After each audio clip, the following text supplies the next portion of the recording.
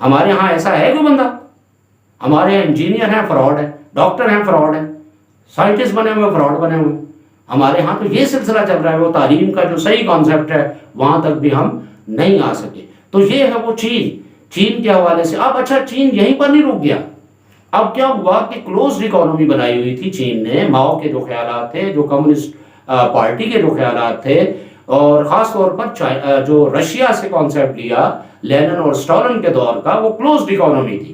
تو انہوں نے بھی کلوزڈ اکانومی کر رکھی تھی. لیکن جو حشر جب انہوں نے دیکھا کہ رشیا کا سوویت یونین پرانا جس کا نام ہے وہ برباد ہو رہا ہے اس وجہ سے، کلوزڈ اکانومی کی وجہ سے، تو پھر چین نے جو ہے ریفارمز کیے. اور کب کیے؟ کون بندہ ہے؟ پہلے گریٹ لیپ فارورڈ جو ہے 1957 سے 61 یہ ماؤ نے کہا تھا. لیکن 1978-79 میں 1978-79 میں ایک بہت بڑا ریفارمر ہے چائنا کا، اس کا نام ہے ڈینگ سیاؤ پنگ. ڈینگ سیاؤ پنگ نے جو ہے کیا کیا، اس نے جو ہے لبرلائزیشن پالیسیز کو متعارف کرایا، یعنی اکانومی کو کھولنے کا پروگرام بنایا. اور اس نے کہا کہ جناب آپ جو سوشلسٹ اکانومی کلوز کر رہے ہیں، اس کو ذرا اوپن مارکیٹ جو ہے اس کے ساتھ مقابلہ کرنے کے لیے بھی کوئی اکانومی بنائیں. اور اس کے بعد پھر پہلی دفعہ جو ہے باہر کی جو ملٹی نیشنلز ہیں اور خود اپنی جو ان کی جو انڈسٹری ہے اس کو کھولنے کا پروگرام بنایا.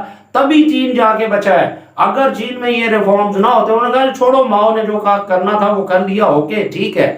لیکن اگر یہ ریفارمز نہ ہوتے تو چین کا حال سوویت یونین سے بھی برا ہونے والا تھا. تو یہ ریفارمز کیے. پھر انہوں نے جو ہے وہ جو کیپٹلسٹ اکانومی ہے اس کا مقابلہ کرنے کے لیے جو ہے دنیا بھر میں اپنی ٹریڈ کو بڑھایا.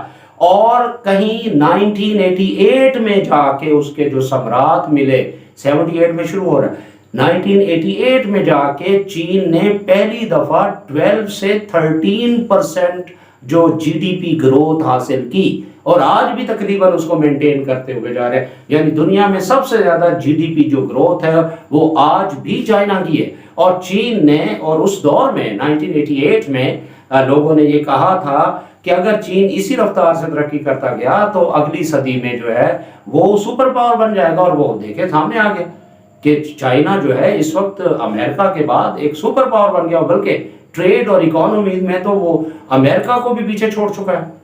تو یہ ذرا صورتحال. ہاں سیاسی طور پر ابھی جو ہے وہ مقابلہ، کیونکہ سیاسی حوالے سے اور خاص طور پر دوسرے ممالک میں ٹانگ اڑانے کے حوالے سے چین نے اپنی پالیسی کلوز کی ہوئی تھی. اور انہوں نے یہ کہا تھا کہ 1930 تک ہم صرف اپنی معیشت اور ٹریڈ کو بڑھائیں گے. یہ انہوں نے باقاعدہ منصوبہ طے کیا ہوا تھا اور اسی کے اوپر وہ چل رہے ہیں. حالانکہ امریکہ نے بہت چھیڑا انہیں. ویتنام وہ کشمیر سے بھی زیادہ اٹوٹ انگ مانگتے ہیں چین والے، لیکن امریکہ نے بہت چھیڑا. اور ابھی بھی آج بھی کچھ، یہ کوئی میرا خیال ہفتہ دو ہفتے پہلے کی بات ہے، امریکہ کی ایک جو ہے وہ ان کی حکمران پارٹی کی جو ہے ایک خاتون ہے، نینسی اس طرح اس کا نام ہے، تو وہ گئی وہاں پر ویتنام میں، تو جس میں چین میں شور مچا اور چین نے اس پر بڑا احتجاج کیا، کیونکہ ویتنام جو ہے اصل میں چائنا ہی ہے. تو چین کا وہ اٹوٹ انگ ہے، کہ چین کا وہ شہرگ ہے ہمارے، یعنی کشمیر کے راجستھان شہرگ کہتے ہیں. تو لیکن چین نے اس حوالے سے بھی امریکہ کی چھیڑ خانی کے باوجود بھی اس پر کوئی خاص توجہ نہیں کی.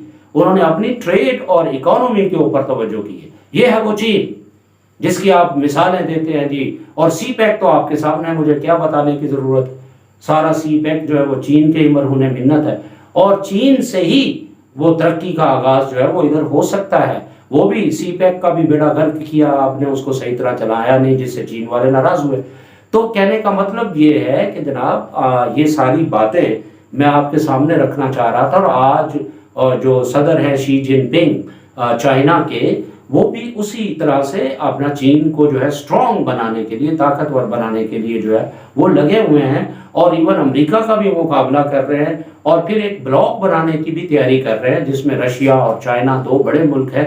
اور اس کے علاوہ پاکستان میں بھی یہ بحث چھڑ گئی ہے کہ امریکہ کا ساتھ چھوڑ کے جو ہے وہ رشیا اور چین کا ساتھ دیا جائے. بھائی ضرور دیں، لیکن اس میں آپ یہ دیکھیں گے کہ بھئی امریکہ کا ساتھ چھوڑنے کے لیے آپ کو آئی ایم ایف سے جان چھڑانی ہوگی. اب جب تک آپ آئی ایم ایف سے جان نہیں چھڑائیں گے تو آپ امریکہ کے چنگل سے کیسے نکلیں گے؟ خالی جذباتی باتوں سے تو نہیں نکلیں گے، ہمیں غلامی قبول نہیں ہے. اور بھائی غلامی قبول نہیں ہے، اس کے لیے عملی اقدامات کیا ہے آپ کے پاس؟ ہمیں یہ بتائیں، خالی گولی جذباتی نعرے نہ دیں کہ غلامی قبول نہیں ہے، اور ٹھیک ہے نہیں ہے، غلامی قبول ہونے بھی نہیں چاہیے، لیکن اس کی غلامی سے نکلنے کے لیے آپ کے پاس کیا پروگرام ہے؟ آئی ایم ایف سے کیسے نکلیں گے؟ آئی ایم ایف کے قرضے سے کیسے نکلیں گے؟ آج کی حکومت جو ہے وہ یہی کہہ رہی ہے جی وہ عمران خان صاحب نے جو ہے دھوکہ دیا، انہوں نے آئی ایم ایف سے معاہدہ کر کے اس کو پورا نہیں کیا، اس کی وجہ سے ہماری اکانومی جو ہے وہ تباہ ہو رہی ہے۔ اور یہ بھی یہ وہی کہہ رہے ہیں ہم آئی ایم ایف کے ہی پروگرام کے اوپر اندھا دھند عمل کرتے جا رہے ہیں۔ اور بھائی کیوں کر رہے ہیں؟ آپ کے پاس کوئی پروگرام نہیں ہے کوئی پروگرام آپ کے پاس؟ اپنی امپورٹس کو کم کرنے اور ایکسپورٹس کو بڑھانے کا کوئی پروگرام ہے آپ کے پاس؟ اگر ہے تو بتائیں۔ میں عمران خان صاحب سے کہتا ہوں کہ آپ کے پاس کوئی پروگرام ہے تو بتائیں، لے آئے۔ یہ غلامی بہت بری ہوتی ہے اور امریکہ کی غلامی نہیں ہونی چاہیے، میں بھی مانتا ہوں اس بات کو، لیکن مجھے کوئی عملی پروگرام تو بتائیں جناب کہ اکانومی کو آئی ایم ایف کے چنگل سے کیسے نکلوائیں گے؟ آپ بتائیں۔ آپ اور اسی صورت میں آپ بچا سکتے ہیں، آپ اپنے اکانومسٹ سے جا کے پوچھیں کہ آپ کی جو امپورٹس ہیں وہ بہت زیادہ ہیں اور ایکسپورٹس کم ہیں، تو ایکسپورٹس کو کیسے بڑھائیں گے آپ؟ اس کے لیے ہائی ٹیک ٹیکنالوجی چاہیے، اس کے لیے اسکلفل ایجوکیشن چاہیے۔ آپ کے پاس ہے کوئی پروگرام اسکلفل ایجوکیشن دینے کا اس کو قوم کو؟ آپ تو اس میں گھسے پٹی چیزیں شامل کر رہے تھے سلیبس میں بھی۔ ہے کوئی پروگرام؟ آج کی جدید جو تعلیم ہے، آپ کہتے ہیں جی میں بڑا انگلینڈ میں رہا ہوں تو فلاں رہا ہوں، اور انگلینڈ جو ہے وہ آپ اس وقت ایجوکیشن بیچنے والا سب سے بڑا ملک ہے، آپ کو پتہ ہے اس بات کا؟ اس وقت کی جو جدید تعلیم کو پروموٹ کرنے والا، اس کو بیچنے والا انگلینڈ ہے۔ آپ پتہ نہیں کون سے انگلینڈ میں رہے، مجھے نہیں سمجھ آتی کون سا انگلینڈ رہا ہے بھی آپ کا۔ آپ کو انگلینڈ کی وہ کہتے ہیں مجھے بڑی سمجھ ہے جی انگلینڈ کی، میں انگلینڈ میں رہا ہوں، کہاں سمجھ ہے بھی؟ بتاؤ، آپ اس کی نئے ایجوکیشن دنیا میں نہیں بیچ رہے ہو؟ لوگ لاکھوں کروڑوں روپے لگا کے جا کے وہاں سے تعلیم حاصل کرتے ہیں، ہمارے پاکستان سے بھی جاتے ہیں لوگ جن کے پاس مال ہے، اسی طرح سے اور تھرڈ ورلڈ کنٹریز کے ملک کے لوگ جاتے ہیں۔ تو آپ کے پاس ہے کوئی پروگرام اپنی ایجوکیشن کو اپڈیٹ کرنے کا؟ کوئی ہے پروگرام سوائے فرسودہ قسم کی چیزیں سلیبس میں ڈالنے سے؟ آپ ان سے مقابلہ کر لیں گے؟ آرٹیفیشل انٹیلیجنس اس وقت دو جو ہے وہ چل رہے ہیں، ایک انفو ٹیک ہے اور دوسرا بایو ٹیک ہے۔ تو آج کی دنیا میں یعنی 21 سینچری میں وہی ممالک آگے جائیں گے جو انفو اور بایو ٹیک میں آگے جائیں گے، اور ساتھ ایک تھرڈ جو ہے وہ اسپیس ٹیکنالوجی بھی آ رہی ہے۔ تو آپ کے پاس کیا پروگرام ہے؟ مجھے بتائیں نا، خالی پوری جذباتی نعرے لوگوں کو بیوقوف بنا رہے ہیں، اور لوگ بھی آپ ذرا ان کو سمجھ ہی نہیں ہے ان چیزوں کی، ان کو کیا پتا کہ اصل دنیا میں مقابلہ کیا چل رہا ہے، اور یہ ہے وہ مقابلہ۔ اس کے لیے عملی طور پر اگر آپ کے پاس کوئی پروگرام ہے، آپ اپنی تعلیم کو اپڈیٹ کر سکتے ہیں، اس کو ٹیکنیکل بنا سکتے ہیں، اسکلفل لیبر کیسے پیدا کر سکتے ہیں، انفو ٹیک اور بایو ٹیک میں کیسے مقابلہ کر سکتے ہیں، اسپیس ٹیکنالوجی میں کیسے مقابلہ کر سکتے ہیں۔ چین یہ کر رہا ہے، چین انفو ٹیک، بایو ٹیک اور اسپیس ٹیکنالوجی میں امریکہ کے ہم پلہ ہونے کی طرف جا رہا ہے۔ تو پھر یہ ہے نا، تو ہمارے ہاں بھی آپ کو یہ ان سوالوں کے جوابات ڈھونڈنا ہوں گے۔ بہت ہی معذرت کے ساتھ اگر میں کہیں جذباتی بھی ہوا ہوں گا، کیونکہ وہ باتیں ہی ایسی آ گئی تھی، اس میں جذبات جو تھے وہ آ جاتے ہیں، لیکن مقصد یہی تھا، مقصد تھا چیزوں کو سامنے لانے کا، اور خاص طور پر چین کی مثال سے ہم اپنے آپ کا ذرا تجزیہ کر سکیں کہ ہم کہاں کھڑے ہیں۔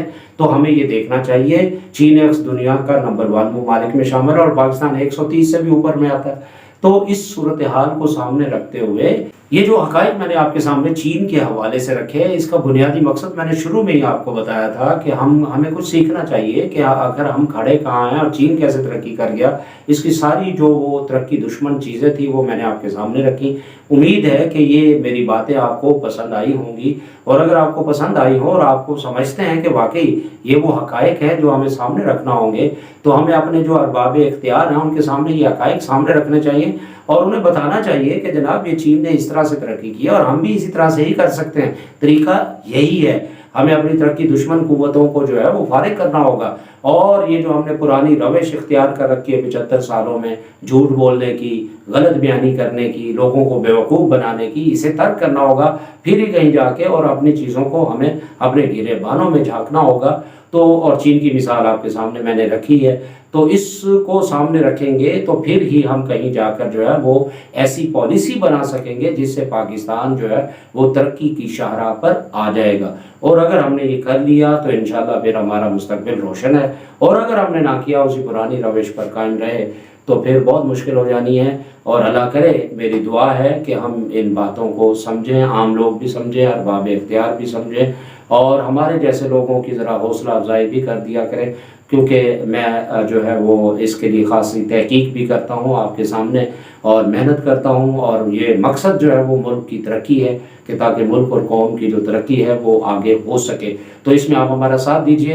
میرا چینل عاصم شجاعی آفیشیل کو ضرور سبسکرائب کیجئے، اور میری ویڈیوز کو اگر آپ کو پسند آتی ہے تو لائک، شیئر اینڈ کمنٹ کرنا نہ بھولیے، تاکہ اگر آپ کی سپورٹ ہوگی تو میں اس طرح کی اور ویڈیوز اور بہت سے ممالک کی جو کہانی ہے وہ آپ کے سامنے رکھ کے جو ہے پاکستان کے لیے ایک پلیٹ فارم، ایک وہ جو راستہ ہے، یعنی جیسے وہ ہم ایک پڑھتے ہیں چائناز وے ٹو پروگریس، اسی طرح پاکستانز وے ٹو پروگریس کا جو یہ ایک سلسلہ میں نے شروع کیا ہے. امید ہے کہ آپ میرا اس میں ساتھ دیں گے اور میری باتوں کو جو ہے آپ پھیلائیں گے، اور انشاءاللہ اگر ہم یہ کریں گے تو اور غیر جانبداری سے چیزوں کو دیکھیں گے تو پھر انشاءاللہ پاکستان جو ہے وہ ترقی کی شاہراہ پر آ سکتا ہے.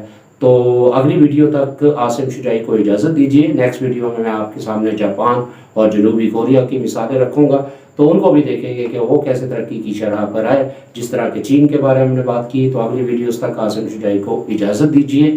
اللہ حافظ.